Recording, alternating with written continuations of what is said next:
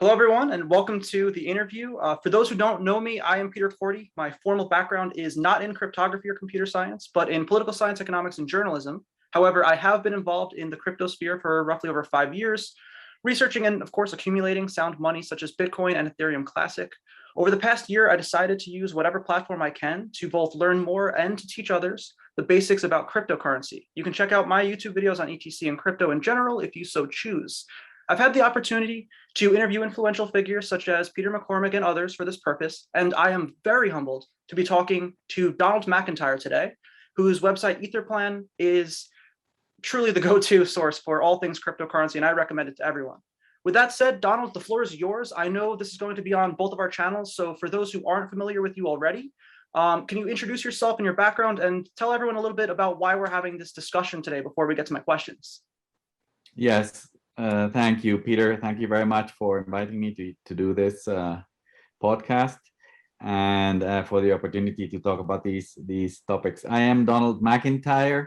In my former life, I was a financial consultant at UBS Securities and Morgan Stanley. Then I started 2 fintech companies, and in 2013, I started to follow Bitcoin.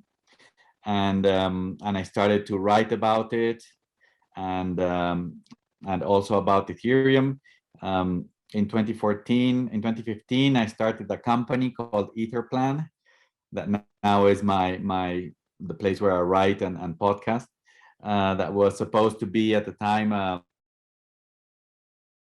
pioneer and a cypherpunk who has been building all the parts of Bitcoin and blockchain in general since the 90s. And we also tried to start a company called Global Financial Access. And then since 2016, I've been following, in 2016, Ethereum split from Ethereum Classic, from the mainnet. So at the beginning, I was trying to work with Vitalik Buterin and others there to see if they would not migrate to proof of stake, and I tried to stop them from doing the bailout of the DAO and all those things. So in the end, I didn't change their mind, so I started to work on ETC in 2018, and I've been a volunteer ever since, and mainly I've been doing research and writing articles and podcasting, and also helping coordinate hard forks and all those things. Awesome. Now, just one question, because you actually got a little bit cut off. You just kind of paused for a little bit. Who were you mentioning? You started. Who were you mentioning was the cypherpunk in the 90s? You were mentioning that you started a company with. Because that got cut off.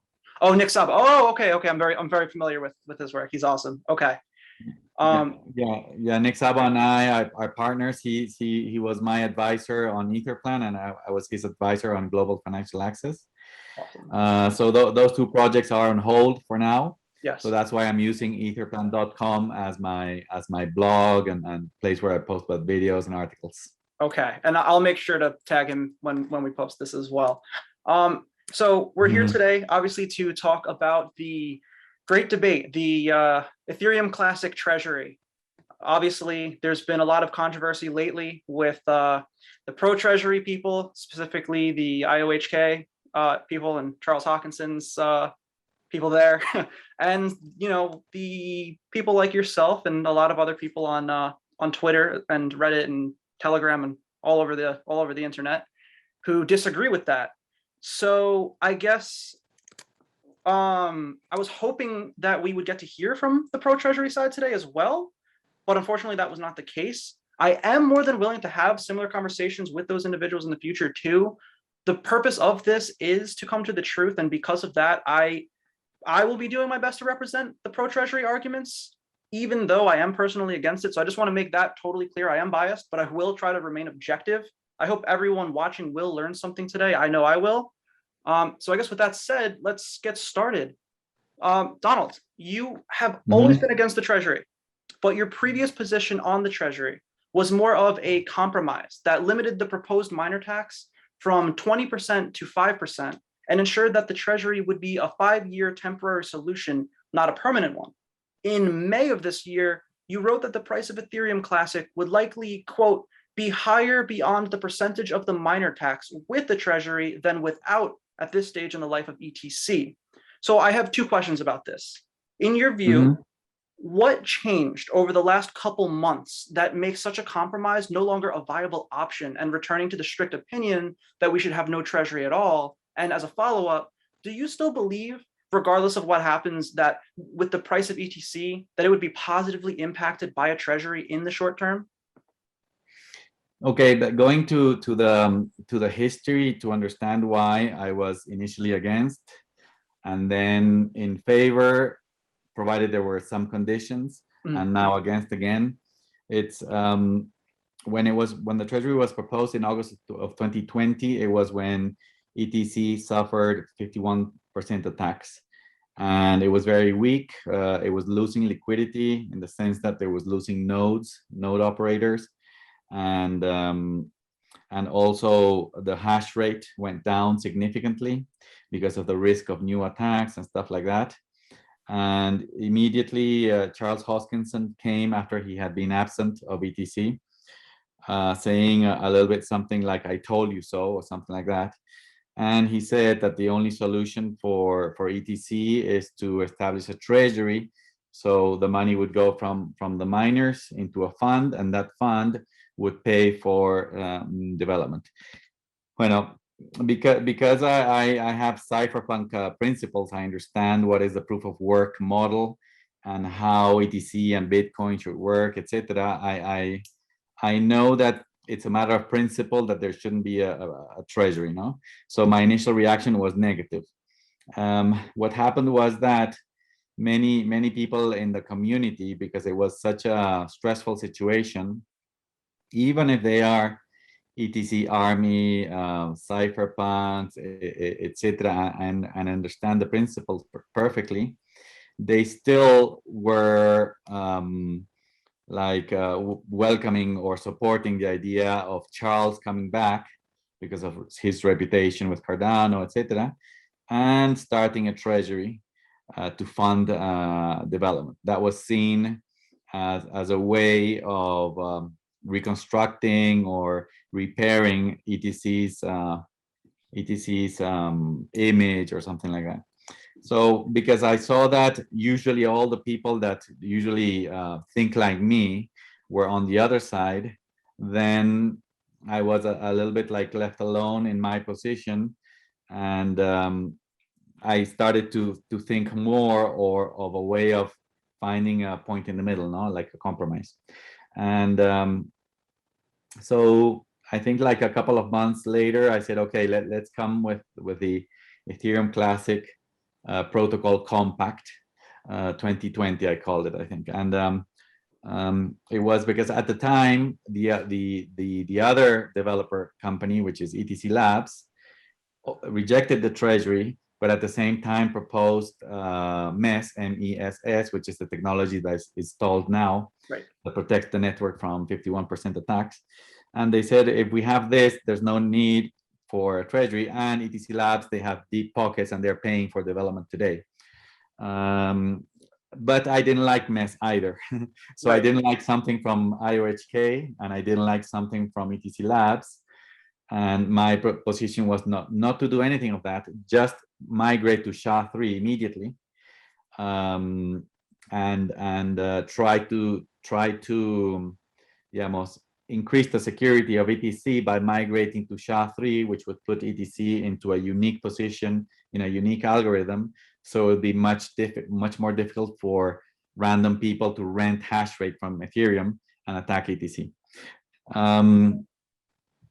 So, bueno, because my position was the least popular one, and I saw that ETC was in a very stressful situation, I said, okay, let's do this. Let's do MESS temporarily. Let's do the Treasury with the time limit, and let's do as soon as possible SHA-3. So I proposed those three things, so that each side would have their way a little. and we would have like a path for the future, no? Because what my view was, okay, after 5 years, we would drop the treasury, drop NES, and we would stay with SHA-3, and ETC would have recovered. Okay, so that was my second position, no? From no to let's negotiate or let's find a compromise. And now I would say that I started to turn negative when Charles Hoskinson started to talk negatively about Bitcoin in the last, I would say, month or 2 months. IOHK hasn't been communicating anything about the Treasury. It's been a year and they haven't made any changes. But in the last month, they've been saying that they have a new proposal. Because the current Treasury, just to clarify, is perpetual. No, the current proposal is that there is a 20% tax on ETC miners, and that tax is going to just stay there forever. So this Treasury is going to inflate into billions of dollars, especially with my price predictions. It's going to be maybe tens of billions of dollars in 10 years or 20 years, and I see no reason why a Treasury to pay developers that cost $2 or $3 million a year would need billions of dollars. No, so I started to see this more as a corrupt kind of thing, because IOHK created the Mantis team, and they launched again the Mantis client, and now they have around 20 people. They were talking to the ETC Cooperative to the point that now Charles is part of the ETC Cooperative, which is for me horrible, because you need to have balance of power. No, if you have the people all being one team, then you lose decentralization and you lose balance of power in ETC. I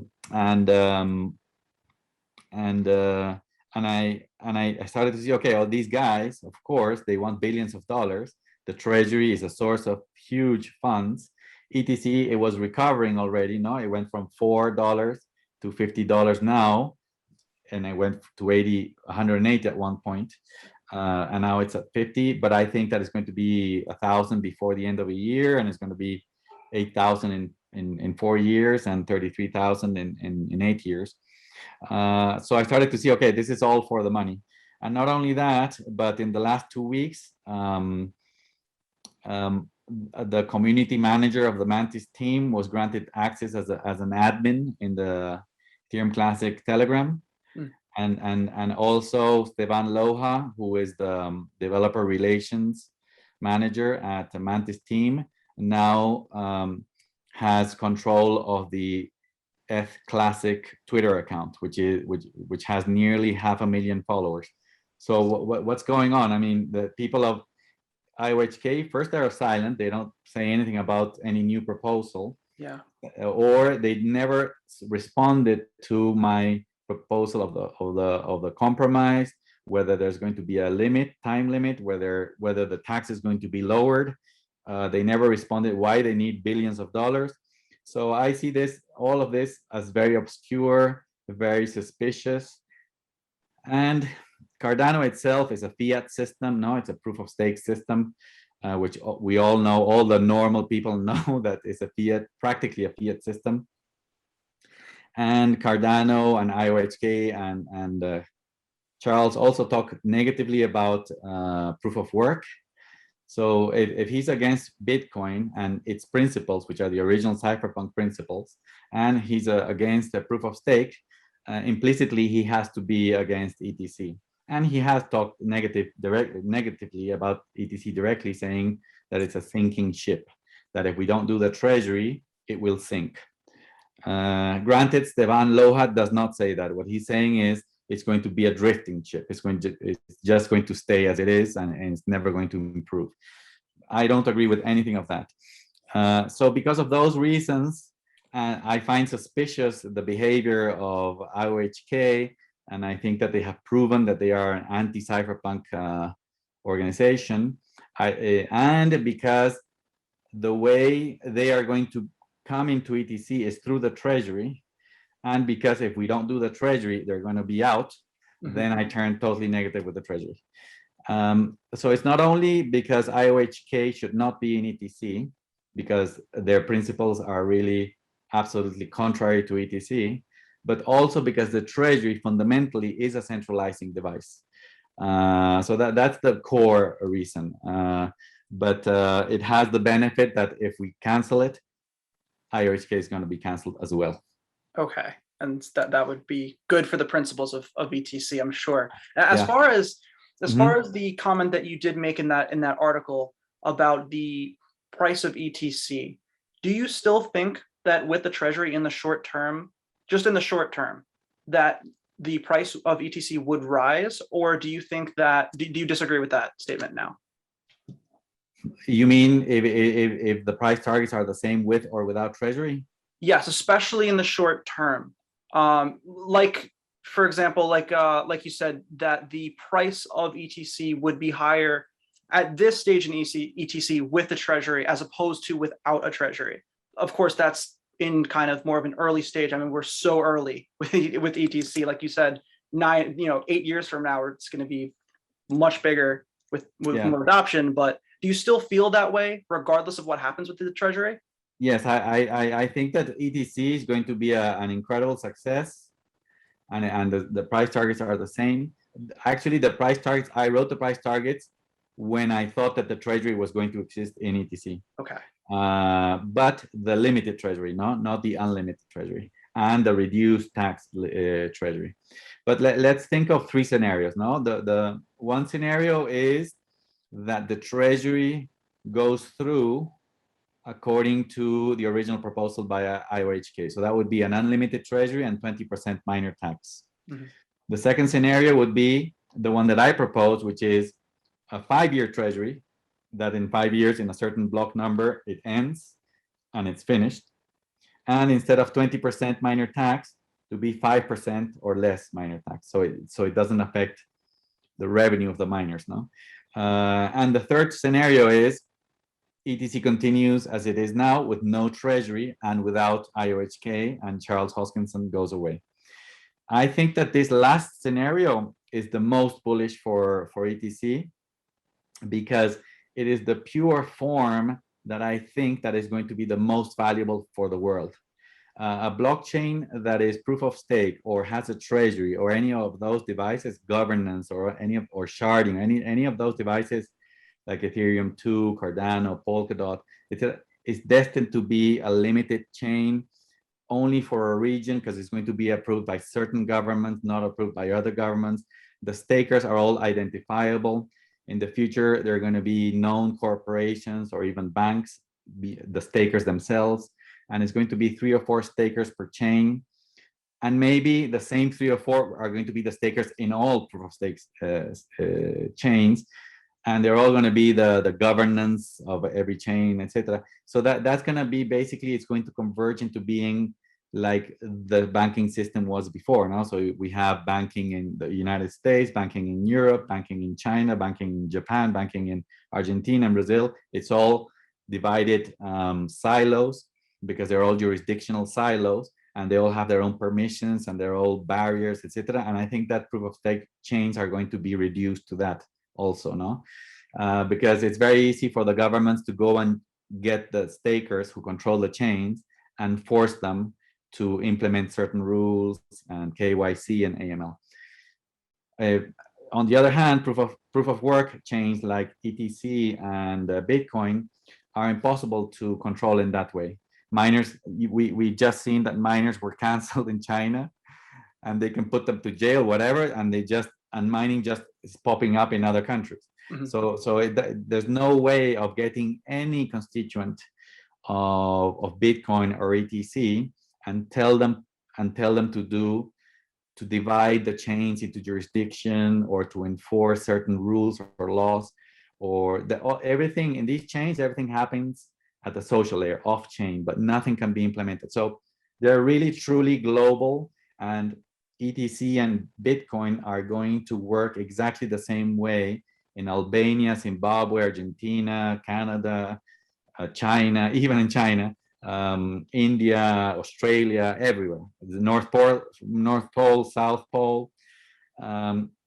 And that's why I think that this scenario that I just said, that ETC stays like this, even without IOHK, even without Barry Silbert, Yeah. like 12 million, he can sell, doesn't matter. Even without the ETC cooperative, even without me, even without you, those are the models that are going to be extremely valuable in the future, and they're not scalable. So of course they are base layer chains, no? And on top you're gonna build the rest of the systems. The scenario in the middle is also good, because if you're going to get a treasury, a small treasury, say with less than 20 or less than $30 million a year, you fund development and you do some innovation with that, well, that's going to be okay. It's not going to be trust minimized and cypherpunk for as long as the treasury exists, but at least it has a limit. Okay. So you have a horizon, like that you say, okay, we're building something, and in 5 years it's going to be purely secure and cypherpunk. So it's not the end of the world if there is some sort of a compromise. No, no, I don't think so. Okay, and, so ideally, and the first scenario, yes, it's already knocked out, because that even the people that were supporting the treasury don't like that scenario. Right. So it's not going to exist. So to go to the original question, my price targets are exactly the same. Okay. One more question about Charles Hoskinson and IOHK, because I'm sure you could talk all day about that. I know there's so much bad blood. I saw it. He called you a communist on Telegram. I had to laugh at that. But let me see here. I have this written down. Okay. This confuses the heck out of me, because he was one of the co-founders of Ethereum. He's been a major influence in Ethereum Classic for years, even though he left and then now came back. But all of his principles, I mean, he's a huge supporter of proof of stake, like you said. And I don't know, he doesn't have that Satoshi Nakamoto principle that you have, and that so many others have, that Bitcoin maximalists have. I truly feel like Ethereum Classic is like Bitcoin maximalism plus smart contracts, and I think that's exactly logical. That's a perfect description. Well, I just don't get it. What direction does he want to lead ETC in? Does he want to move us to proof of stake? Because that would be dumb, because you already have Ethereum moving to proof of stake. So what's his end game? What does he actually want out of ETC? Well, there I can only speculate now, because they provide so little information, and the only available information is negative about Bitcoin and ETC and proof of work, etc. Right. That I don't have the information, but I can speculate. What I speculate is that what's going on, you can see now live what's happening now in Zcash. Zcash is a privacy coin. It's proof of work. It started totally cypherpunk, but it started with a treasury, and the treasury goes to the developer team, which is it's a company called Electric Coin Company, Electric Coin Co., which would be the analogous of IOHK and ETC if we do the treasury. And they started with the treasury, and when the treasury ended in 2020, because they were the only developer team, they convinced the community and they implemented a renovation of the treasury, which is a risk of my proposal, because even if my proposal passes, my compromise, which I don't support anymore, but if it were to pass like that, we still have some uncertainty that the treasury may not end in 5 years. Why? Because Zcash, when it ended in 2020, it was renewed. Why? Because there's only one developer company. They get all the money. They have the biggest voice. And they just, for them it's easy to convince in those conditions the community to, and the community, many of the community didn't want, but they just did. I'm going to do it anyway. It's the only client in the network, and not only that, but now for some reason, I think it's because Zcash is lagging in price and stuff like that, they started this week or last week a proposal to migrate Zcash to proof of stake. Mm-hmm. So I think that you may start, IOHK may do something like go to ETC. They know that we have these principles, and they can lie to us saying oh yeah, we're gonna do a limited treasury, we're gonna do this. Oh, you don't like this? Okay, let's change it. But once they are on board, they're going to push to change everything and push whatever agenda. And I think that that agenda is going to be to perpetuate the treasury, to eventually move to proof of stake, and basically to use ETC like an experimental chain, like put all the stuff they're trying to do on Cardano, but Yeah. maybe test it first in ETC. So that's why in the last 2 weeks I said no, we have to stop the treasury. Yeah, I was going to say something else about that, but I lost the thought. Well, yeah, it almost seems like it just reminds me of like a fair weather friend, kind of leaving when the chips are down, and now that things have recovered quite well for ETC, coming back and almost like an opportunist, almost like a hostile takeover. Hey, I think that is very opportunist. Yeah.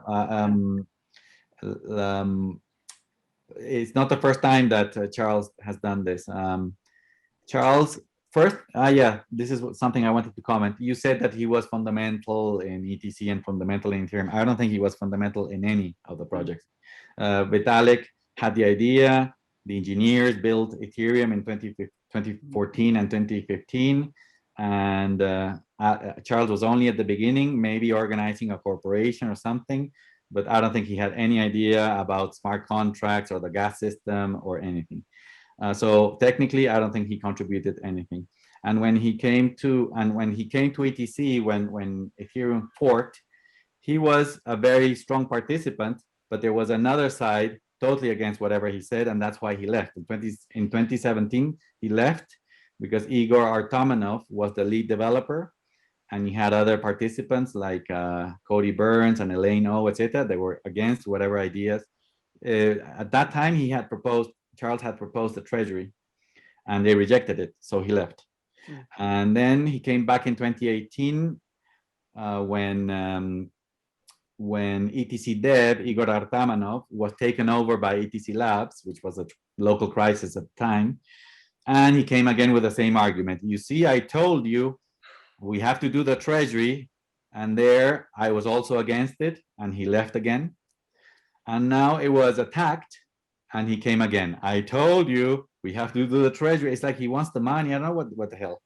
And like you say, it doesn't make any sense. His behavior, what he says, does not match or fit the profile of ETC in any way whatsoever. I mean, he hates Satoshi Nakamoto, he hates Nick Szabo, he hates proof of work, he hates cypherpunks. I don't know what he's doing in ETC. They say in politics, never waste a good crisis. And it seems like he really follows that. You see all the time, anything crazy happens, 9/11, the pandemic, always used as an opportunity to grab more power. And that kind of seems like it's the same thing happening here. But yeah, a moment of weakness, and then he comes in. Exactly. But like moving to some of the arguments that that are made for the Treasury. Proponents of the Treasury proposal argue that implementing this idea will actually make ETC much more secure and impervious to 51% attacks, which we've obviously experienced twice before. And Steven, who we mentioned earlier from Mantis IOHK, he wrote on the subject, quote, multiple clients with solidified ETC support are absolutely crucial to public blockchain survivability. But what say you to such an argument? Will a treasury actually make ETC more secure, or will a lower hash rate caused by a 20% miner tax put ETC at more of a risk of a 51% attack? And how will the future implementation of the SHA-3 based mining algorithm, with its high entry cost yet massive hash rate increase, impact these concerns? Well, you touched several topics there. Please remind me of some of them if I don't respond to everything. But that the Treasury makes ETC more secure is absolutely a false statement. The Treasury directly subtracts revenues to miners. So without Treasury, miners have this revenue. With Treasury, it falls down to this level, which is the tax. What I was saying that you mentioned before is that if there is an optimistic viewpoint about the Treasury, maybe the price of ETC can go up and compensate for that tax. and then the hash rate may recover. Mm-hmm. But in direct terms, like apples to apples, without Treasury, there's more hash rate. With the tax, it's obviously less hash rate. Then he said something like with multiple clients doesn't change in any way the possibility that it doesn't raise hash rate, and it doesn't change in any way the possibility of 51% attacks. 51% attacks today are already practically impossible in ETC because of MES and because the mining algorithm was changed not to SHA-3 but to ETC hash, right, which is also I consider temporary. At some point we should change to SHA-3 in the future. And then the third reason why it does not make ETC more secure but less secure is because the Treasury in itself is a centralizing device. Like in Zcash, there's going to be one pool of money. There's going to be decision makers who are going to be people who decide where the money goes and what projects to finance. And those decision makers who will make the decisions based on their token position or ownership are going to vote for the projects that they like.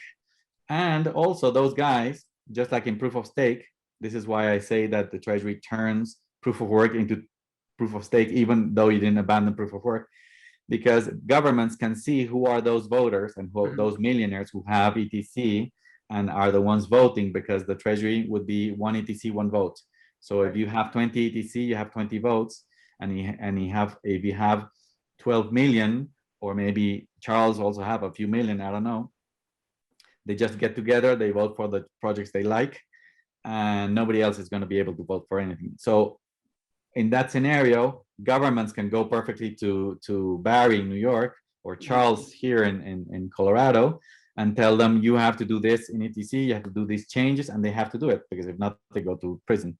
right. So it totally turns ETC, a Treasury installed in a proof of work blockchain like Zcash or ETC, turns it very similar to a proof of stake system. Right. I mean, with Ethereum migrating to proof of stake, if you look into it, the way that you can actually do that, where you have to, I believe, stake at least 32 Ethereum and all of that, it works very, very similar to the way that it's proposed the voting system is going to work. On page 6 of the proposal for the Treasury, which can be found on the IOHK website, but I'm actually going to provide all the links to everything, your articles, the proposal, all that stuff in the description. But page 6 says that voters are cryptocurrency stakeholders who made a special locked deposit from 500 coins. And that's very similar to what Ethereum is doing, where all the coins that you are going to stake, they hold on to. And I mean, you can always get it back when, unless you try any funny business. But at face value, this seems like a two-edged sword. So on one hand, those with the most say are those with the most to lose, which is a financial incentive to make the right long-term decisions for Ethereum Classic. But on the other hand, like you said, this can be extremely elitist and exclusive, essentially shutting out the opinions of the vast majority of those who own ETC, who have very few coins relative to the Barry Silberts of the world. I don't have 12 million ETC. I'd love to. So you've elaborated a lot on what makes this so dangerous, but are there any reforms at all possible that could make it better? Because it seems like you really can't have the Treasury without the voting system. Without the voting system, they go hand in hand. So, for example, one thing I mentioned on Twitter, just off the top of my head, and this could be a terrible idea, but instead of a one vote per coin approach, would it be better to have a one vote per wallet approach? So, I don't know. What do you think about that? No, the problem with on-chain voting is that the only way of making it secure is to do one coin and one vote, because there's no way of rebalancing it that would be secure. For example, if we do one vote per wallet, I can easily create 100 million wallets and vote with my 100 million wallets. So it's not possible to, like in real life, we vote here in the United States or in another country, and you go with your body, and they check you in the list, and they say you go vote, and they check you out that you voted. So that's how in real life we do it. Online and in trust minimized networks, you only depend on cryptographic accounts, private key cryptography, which are, you can make any amount of identities with that, no? So that's why coin voting is the only secure way of doing it. Okay. And the fallacy that IOHK says is that is fair, because if you're a billionaire, you should have more power, and if you're a little guy, you should have less power. That is fair in normal economics, but it's not a matter of fairness. It's a matter of security.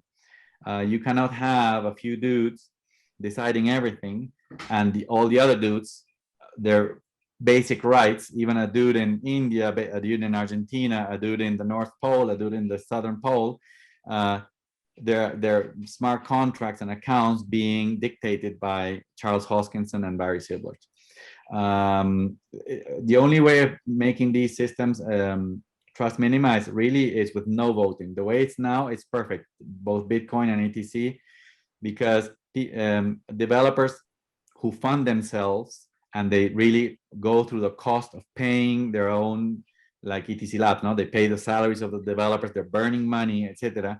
They do proposal responsibly because they're burning their own money, and they only pass if the rest of the ETC army, the node operators, the miners, etc., accept them.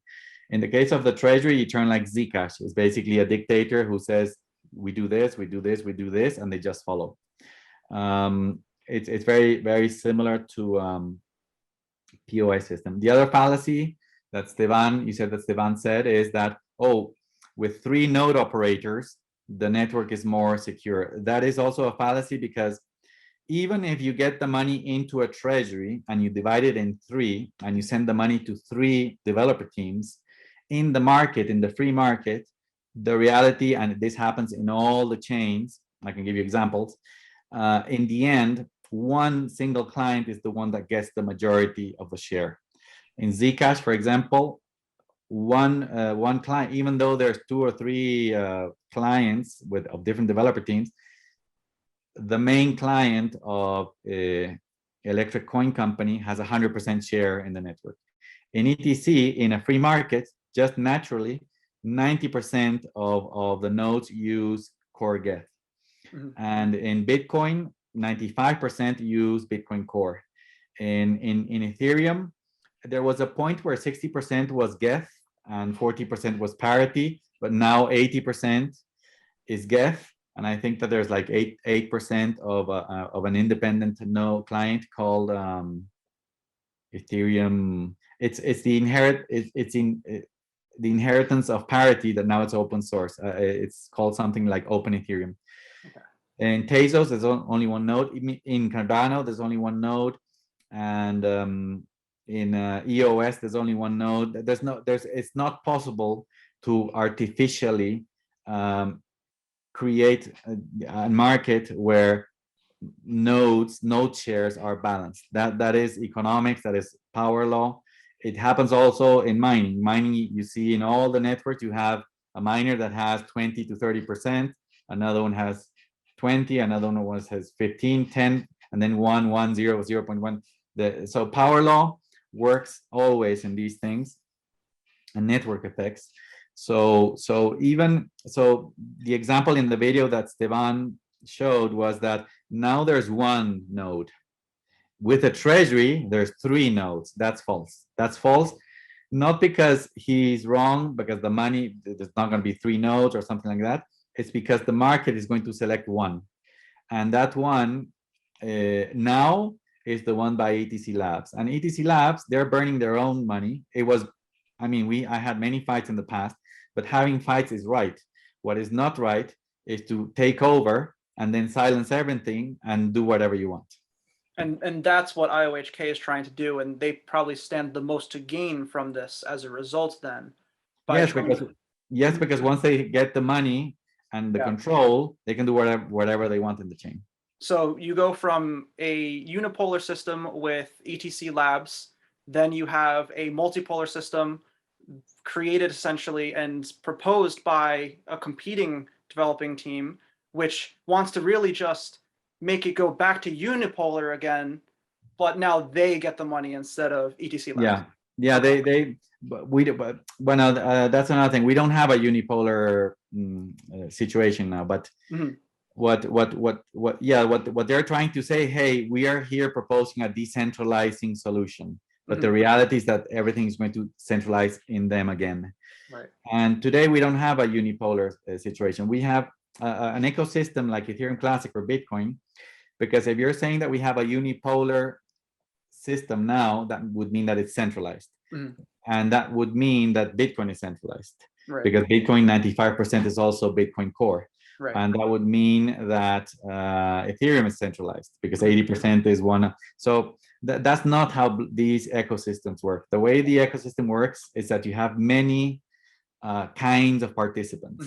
And even though in that and inside those segments, there's centralization, Right. but in the overall ecosystem globally, there's no centralization. For example, Bitcoin has like 3 or 4 big mining pools, and then it has many small mining pools, and then and the last one has 0.0001% hash rate. So one would say, okay, these 3 or 4 miners control Bitcoin, and that's not true. Why? Because you also have node operators. So Coinbase is a node operator, Binance is a node operator, and there's 12,000 nodes in Bitcoin. So it's the ecosystem is divided into miners and nodes.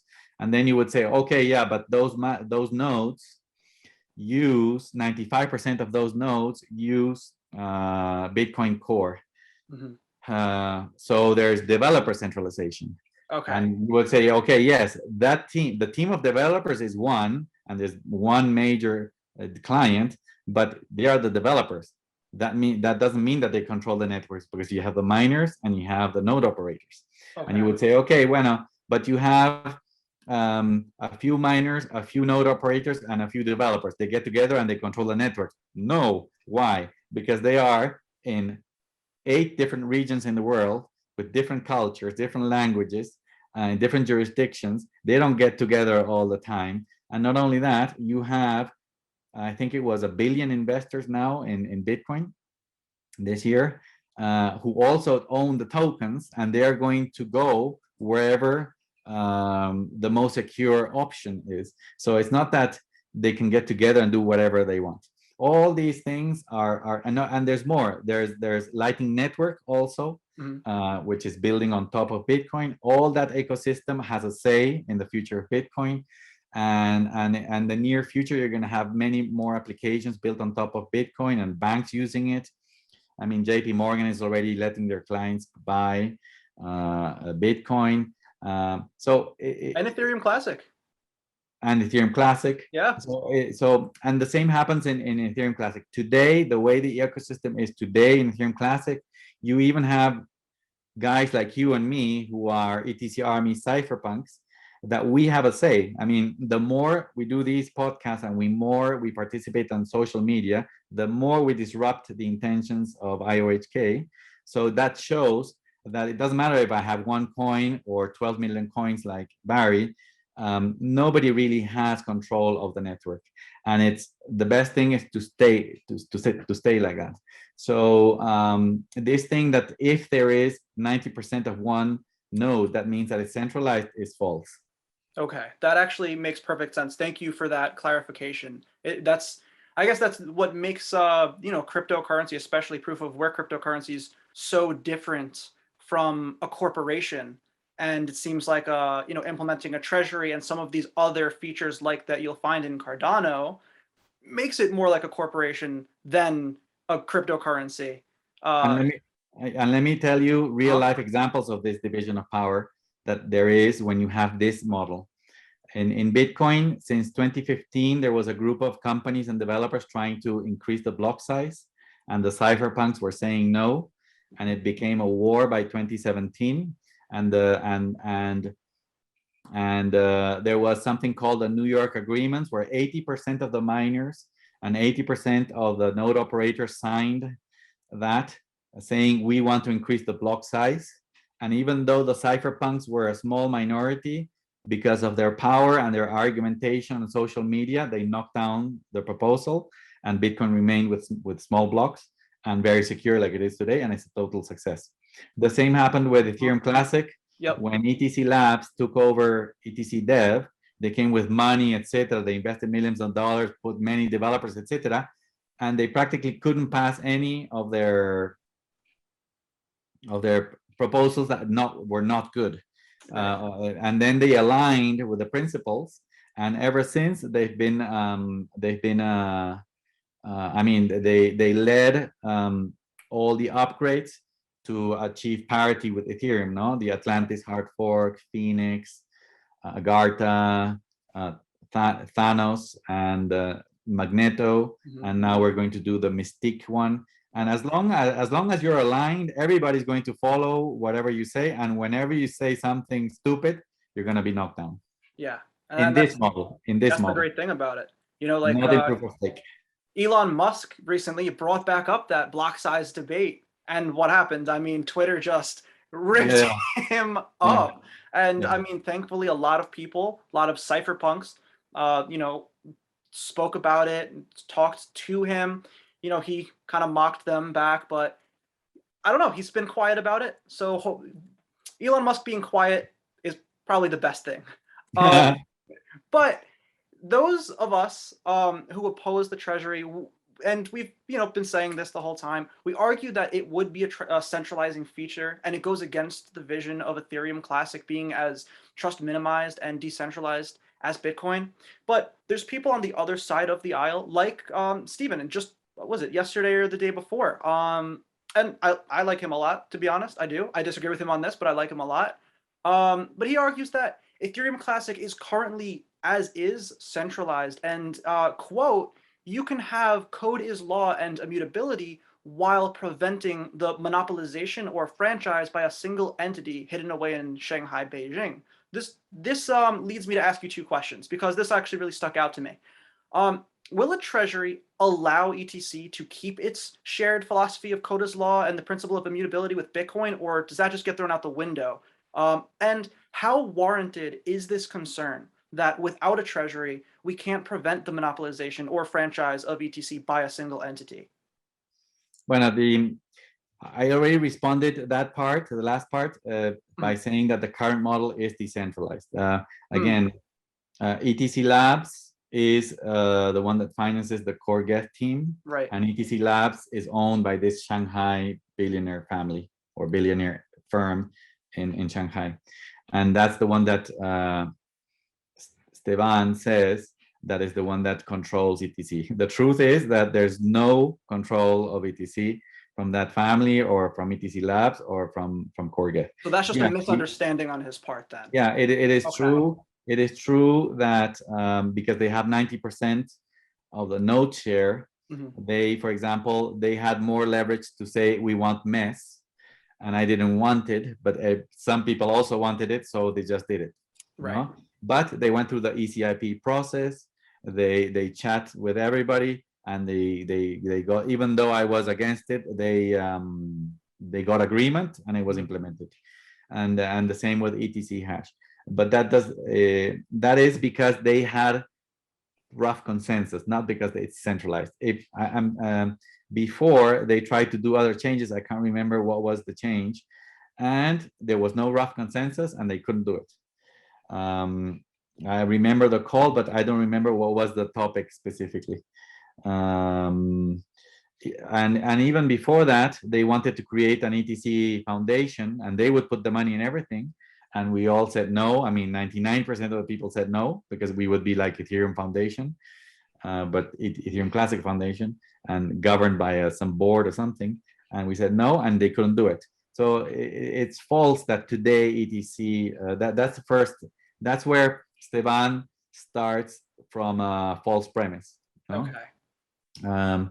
And then you said if with a Treasury we can achieve a cypherpunk profile like Bitcoin or something. Is it possible? Yeah. My what I say is no, because today we have a cypherpunk profile. Not only that, the cypherpunk like profile and force within ETC is actually growing. Before, like a year ago, when ETC was trading at 4, etc., and being attacked, the only cypherpunks were like me and 10 more guys. Yesterday, I did a poll saying, ETC Army, what do you think about the future price of ETC? And 198 people voted, and 45% voted 1,000, 24% voted 600. So it's very, and another voted 200, and very few voted 10. Right, it was like 3% or something. This is just to illustrate. This is not. I'm not talking about price really. What I want to illustrate is that you, me, now there's many podcasters.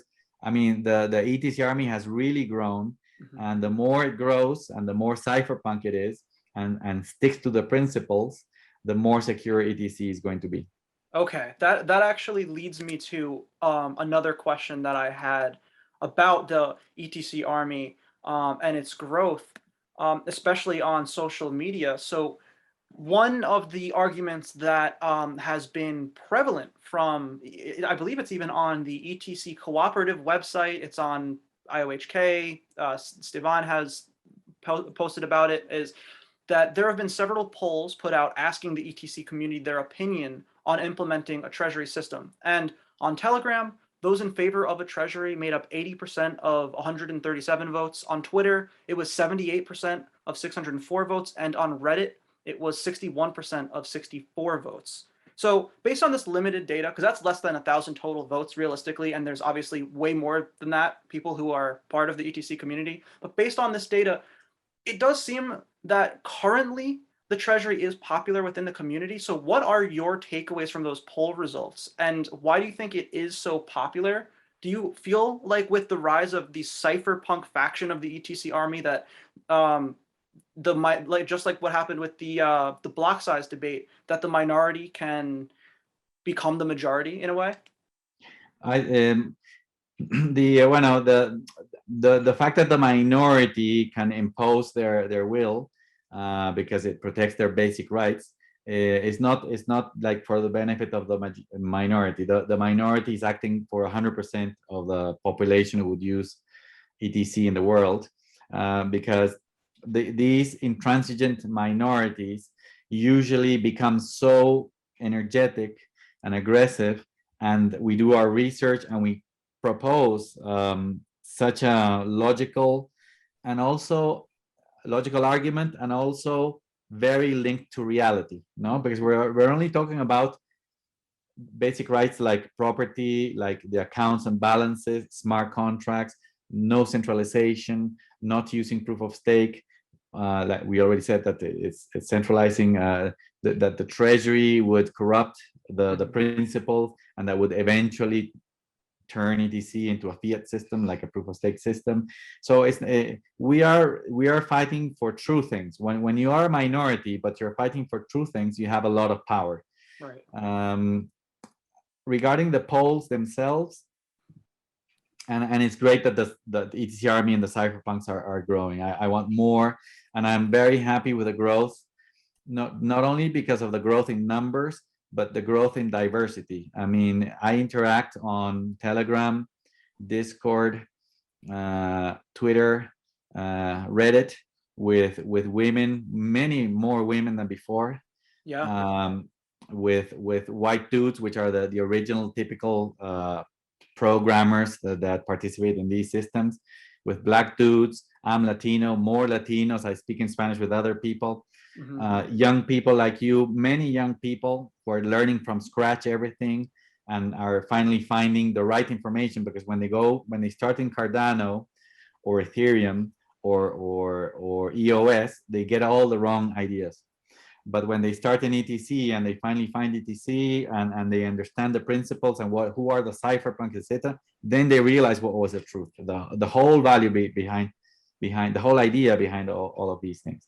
In terms of the polls that Stevan, I think they did it many weeks ago, and I was in favor also of a limited treasury at the time. I voted yes too at the time, I'll admit. So I don't remember what I voted at the time. Yeah. So I guess if you do them now, maybe they're gonna have. I think that when we were very close to August of last year of the attacks, maybe 95% would say let's do the treasury now because we're dying. It was like a desperate thing. I would say that maybe a few months ago you would get this 80 or 78% or 61%, and I think that now that we are all seeing the real truth of IOHK and Stevan, how he's trying to bend reality, and Tim Richmond, etc. Yeah. I think that maybe they're going to have less popularity. Maybe it's time for new polls. There are some cypherpunks on Discord, etc. They're still saying, well, but maybe. So I don't think that we have digamos, achieved the goal of knocking down the treasury, but I think that we have lowered the share of popularity of the treasury for sure. Well, hopefully that can continue today. There a few more arguments. I have a few more arguments that I saw, especially from IOHK, and they're kind of similar. So I guess one way to put it is, I guess the goal for everyone involved in Ethereum Classic, no matter how many coins you have, is for it to be, like you say, and like you write about, a key base layer solution with practical uses like decentralized applications and smart contracts being implemented on the protocol. And you previously wrote, quote, if after 5 years of paying out hundreds of millions of dollars to developer teams and computer scientists, ETC is still not able to attract a market, then Ethereum Classic failed. Proponents of the Treasury, like Charles Hawkinson, argue that, quote, the current approach of relying on voluntarism and benefactors to support the ETC system has failed. So my question for you is, can ETC attract a market? It seems to have attracted a lot of investing, but can it attract more of an institutional market? It seems like the answer is yes, with JP Morgan now getting involved and Grayscale being very involved, without paying all these hundreds of millions of dollars to developer companies. But I just want to know what you think, how you see the future looking as far as future adoption with or without a treasury, and how that impacts it. Yeah. What you read that I said, that if in 5 years we still want to renew the treasury, it's because ETC failed, no? Because imagine we get the treasury, and in 5 years, for some reason, we have to still renew it. So in 5 years of getting hundreds of millions of dollars, IOHK and ETC Co-op and whichever is the third team didn't achieve anything if you have to renew it. Exactly. They have to achieve something if they want the treasury. So that was at that time. No? It was the reality at that time, and now I'm against it. I don't want any treasury. And Barry can go away, and ETC Co-op can go. ETC is going to be fine. So, but going to your question, what was the question again? Sorry. Basically, how do you see the actual institutional adoption of ETC? Yeah. With a treasury or without a treasury? With or without it, yes. But ETC doesn't have a treasury, and it has enormous adoption. As you can see, Grayscale invested $15 million more in it. And the ETCG product now is in JP Morgan and other places. And you can see just by the price action and the volumes that there have to be institutions buying ETC. And it stayed within the top 20. I mean, we come from being 70, and now we are top 20, and we stayed there. Even Stevan thought that we were going to fall back to 70. He thought that when the price went up, it was just us pumping it, and then it was not going to be sustainable. And Stevan thinks that ETC is not going to go to 1,000, and that is going to be trading maybe at this price or 100 or something like that, but it's not going to go up. So he's using the strategy, because he works for IOHK, of being negative to force the idea of the treasury.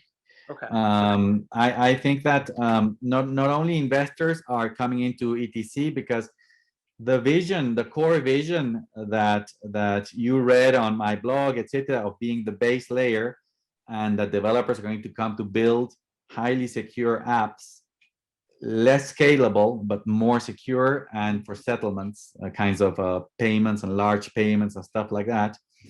That is a very sound and consistent and I would say strong, robust vision for ETC.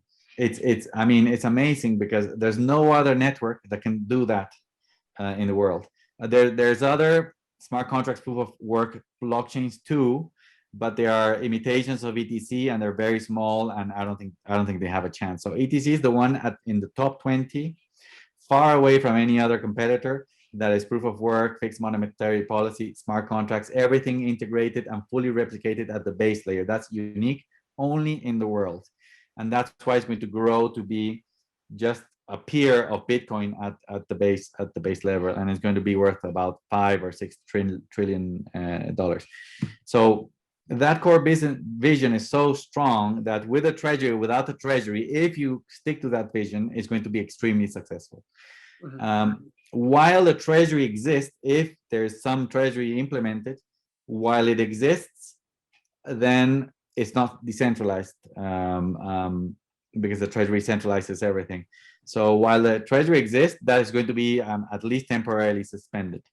But as long as ETC has this future, which I think is going to happen in the next 5, 10, or 20 years,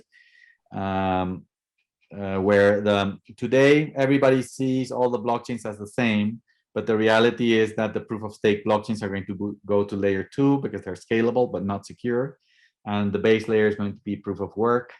And then from the proof of stake blockchains, you can have a third layer with channels and other scalability and side chains and stuff like that. And from there, you're going to have the dApps on top, no? Stable coins, dApps, trading, exchange, decentralized exchanges, lending, all that, and NFTs. But all that system is worthless without the base. I mean, it's just a fiat system. Well, let's do it on AWS or Google Cloud. Why would you use a blockchain for that? If you put the base layer, then all this structure is secure, all the structure on top. Okay. And so ETC is not only going to get developers building directly on it, highly secure dApps and payment and settlement mechanisms, and even governments are going to use ETC to buy the coin and to store their reserves. Just like today they have gold in a vault, they're going to have ETC in a vault in ETC. And it's going to be programmable, which is going to make it much more versatile. So not only that, but all this structure of layers on top of the base layer are going to connect to ETC, giving value to ETC, because they need to also have some ETC to be able to provide security to the higher levels, to the higher layers. Interesting. So I would say that probably, I guess, looking at the developers themselves, I think that the argument that really stood out most to me, I think this is actually their best argument, and I saw this from Charles Hoskinson himself. And to be honest, I don't know how I feel about it. This is kind of the one argument that kind of makes me, I don't know. This is the one I'm really most looking forward to hear your answer about, because you did address it, but I do have some other questions. So essentially, I guess it's that we can't expect developers to essentially work for free. Now, it is true that Ethereum Classic doesn't pay developers or node operators, but that is by design. But at the same time, developer teams are getting paid because on a number of occasions, they've received large amounts of voluntary funding from donors. You were mentioning even ETC Labs burning through all that money. It's their own money, which makes them more responsible with it. Yes. But I will concede that, I guess, relying on voluntary donations is not the most stable way of funding projects and developments, since if nobody's willing to donate, no developments can take place. So I guess it puts some level of risk there. But in your response, you mentioned that this objection is an appeal to extremes, and that the proposed 20% miner tax would be above and beyond the solution to this. The desired outcome of a stable cash flow for developers can be done with significantly less than 20% miner tax. So right now, what is your current position on where the funding for developer teams should come from without a treasury? should it be exclusively from voluntary donations, or is there some other way to create a stable cash flow for development without a treasury? There's two parts there because you mentioned the tax, no? Yep. So regarding the tax, whether we agree or not that developers deserve money Yeah. from ETC and milking ETC, that's a separate thing. But the tax itself is one issue, and even if we agreed that some money was needed, 20% is an exaggeration and an indication of maliciousness from the proposer IOHK, because 20% tax is going to be at this price $70 million at the price of 50 for ETC, which is already 7 times more than they would need if they want to put $3 million in 3 teams. So that is that point. Now, if there's going to be a tax, it has to be 7 times lower, I guess. Yeah. Or more, because ETC is going to go to 1,000 and 5,000 and 33,000. So that's one thing. The other thing is that this is something that is typical of Charles Hoskinson. He builds these fallacies, and Stevan Lohja also, which is developers deserve to be paid. When in its own, it's more or less like saying someone that works a lot deserves to be paid. Well, that's a generic abstraction, and I guess yes. But if that person works and doesn't produce anything of value, why does somebody have to pay them? Right. In the case of developers, if you come to ETC or Bitcoin and you say, hey, I have that solution, you don't automatically deserve to be paid as if there was a God-given right or some higher moral thing or a government mandate that for some reason you deserve. That is the communist opinion. The reality is that Bitcoin has been working for 12 years and the network itself has never paid anybody except the miners, because that's the model, and 100% has to go to the miners because that's the model, and that's how it maximizes the production of BitGold, the digital gold. The hashes are digital gold, and the digital gold accumulated is the security of the system. And the digital gold is the consensus mechanism, because the effort expended or invested in creating the hash in each block is the information that all the nodes around the world use to know which the hell is the correct chain. Right. So to go and try and get the money is already extremely bad. But to also say abstractly, oh, miners are paid, developers deserve to be paid. That's an abstraction, and it's totally far away from reality. Why is it far away from reality? Because developers want to work voluntarily. They want to work and give their hour, just like me. I am doing this and you are doing this. Are you getting paid for this? No. Am I getting paid? No, nope. I spend 6 hours a day on Ethereum Classic. I am passionate about it. I think it's a solution for the world. It's pure. It's amazing.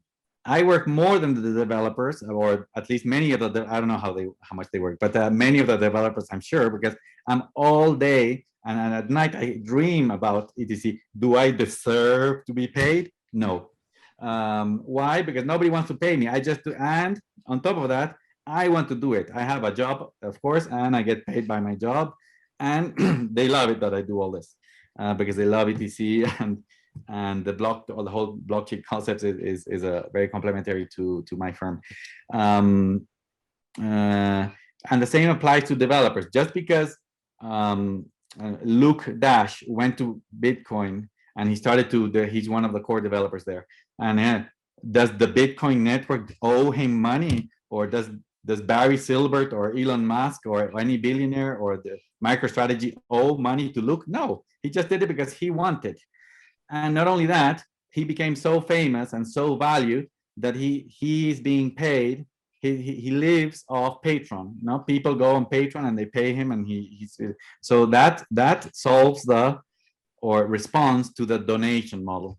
The other thing is that for some reason MIT is paying like a salary to one or two developers. Why? Because MIT wants to be part of Bitcoin, because it enhances their reputation. Because MIT is the premier technical university of the world, and they want to show to the world that they are the ones funding Bitcoin. So that's how they get paid. And that's why they pay the developers. The other firm is Square. Square is the CEO of Twitter, is also the founder of Twitter and the founder of Square. He is passionate. He's crazy about Bitcoin. He's spending his own money, and he is paying, I think, for a few developers, also core developers. And he's funding also, I think, part of Lightning Network and the rest of the infrastructure. So there you go. That's how they deserve the money. That is not communism. That is people burning their own money. That's capitalism. That's freedom. If you get the money from the Treasury in ETC, like Zcash, that is communism. That is socialism. That is woke philosophy, because they all have to be. If you see the debates in Zcash, they're all like totally woke and they're all respectful. In BTC, they scream at each other. They're crazy. Yeah. They because it's the only way. A decentralized with no head, a decentralized system with no president, no head, has to be aggressive, because like you say, toxicity is a measure of security. It's equals to equals trying to make their voice be heard. So the only way is to, and it's not really toxicity. It's good for humanity. It's the best thing. Like I said there, it is similar to Jesus Christ in Judea. And against the Romans in Judea at the time, he was the most toxic dude. You could say that to the point that they had to kill him. The Romans and the Pharisees, they got together to kill him because they couldn't stand this guy. Mm-hmm. This is to respectfully, of course, religiously and respectfully say how the analogy with cypherpunks and all the ETC army and the BTC army and all these dudes that they say that we are toxic, but we're really doing something that is very, very good, and we know that it's good. All the rest are wrong. All the others are wrong. In ETC, it has never had a treasury, and ETC became independent from Ethereum and its money in 2016. For some reason, Charles Hoskinson himself, he burned millions of dollars in ETC. Why did he burn the millions of dollars? Because he finds some, I don't know what is the value of him, but he finds some value, and he voluntarily burnt his own money. I think it was $2.5 million in the first version of Mantis to make Mantis.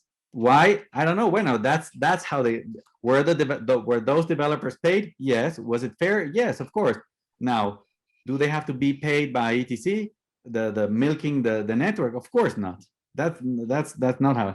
And then he lost and he went away, and ETC Dev was the firm that was a core developer team led by Igor, and Igor used to get money from an ETC millionaire that sent him money to maintain ETC. That's how he got paid. So he got paid, and that's fair. And that anonymous person burned his own money, and I think that he ran out of money, or he just didn't want to do it anymore. And that's how by the end of 2018, ETC Dev ran out of money and ETC Labs came in.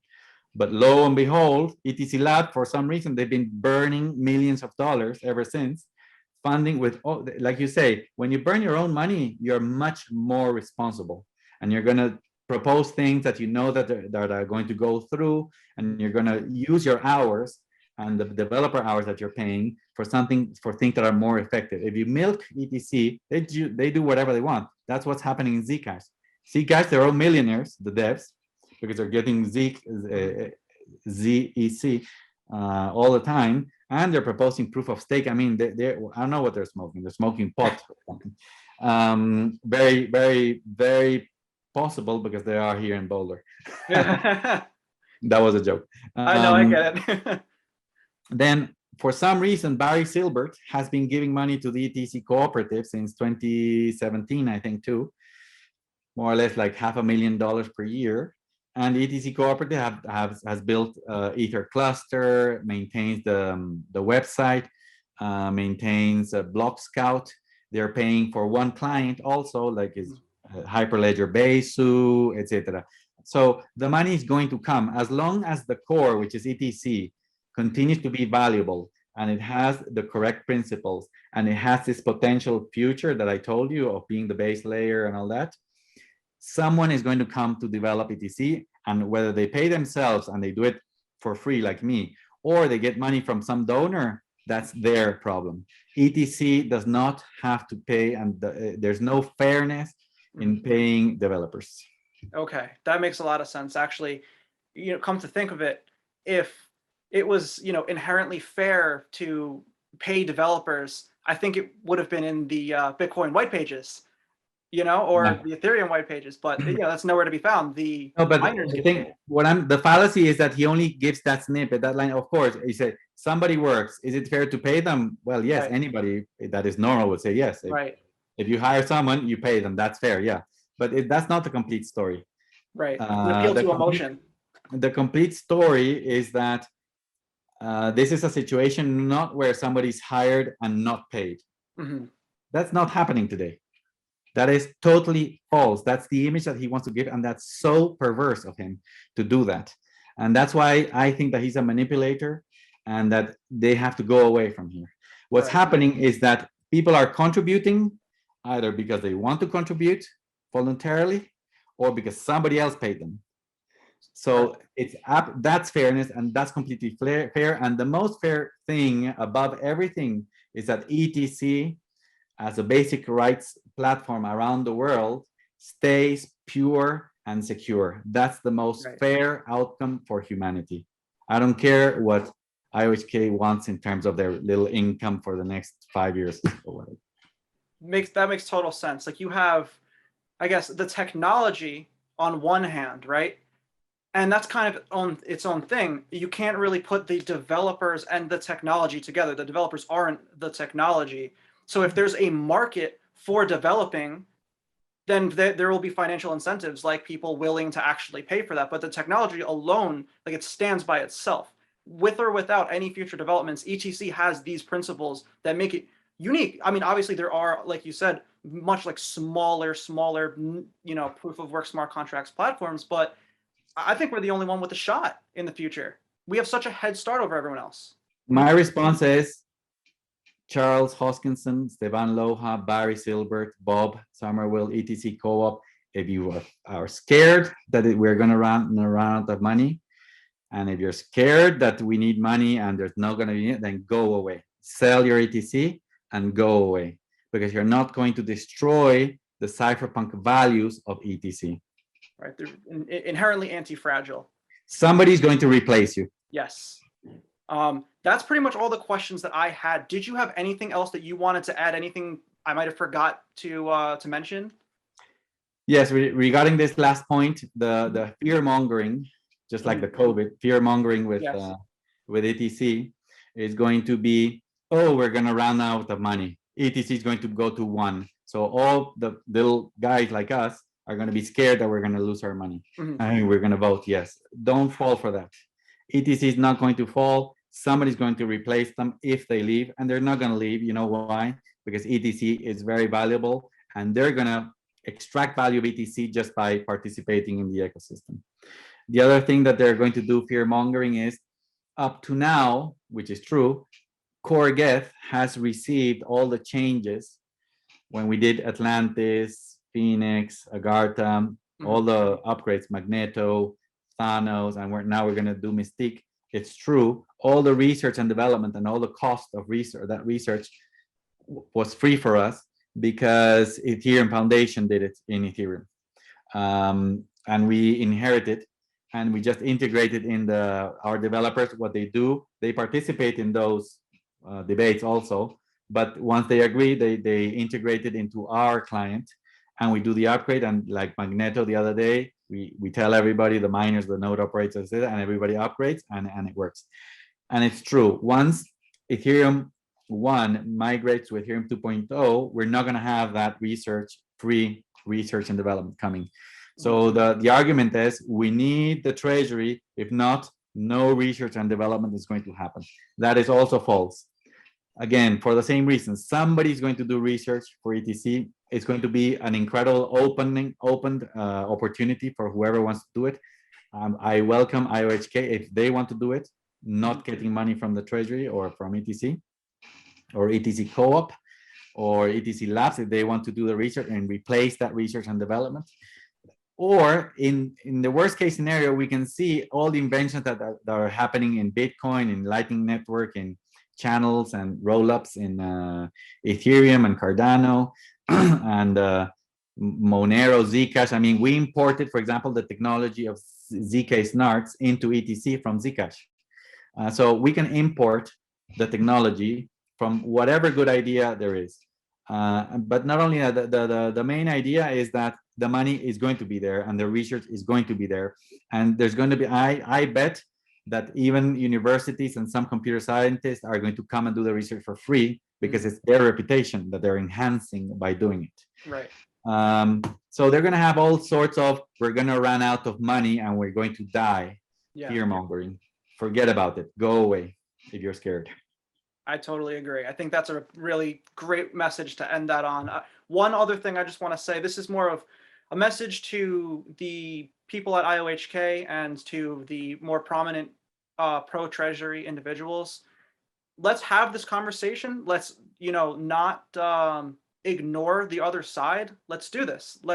I'm so thankful, Donald, that you came on here, spent an hour and 20 minutes with me, just answering all my questions. I'm not an expert in this at all. Like I said, my background is in other things, but this is my passion in life. You did very good research and you really nailed all the points. Very good job. Congrats. I appreciate it. Thank you. And thank you. You answered all my questions. I have a much better understanding now. So good. Thank you. Thank you.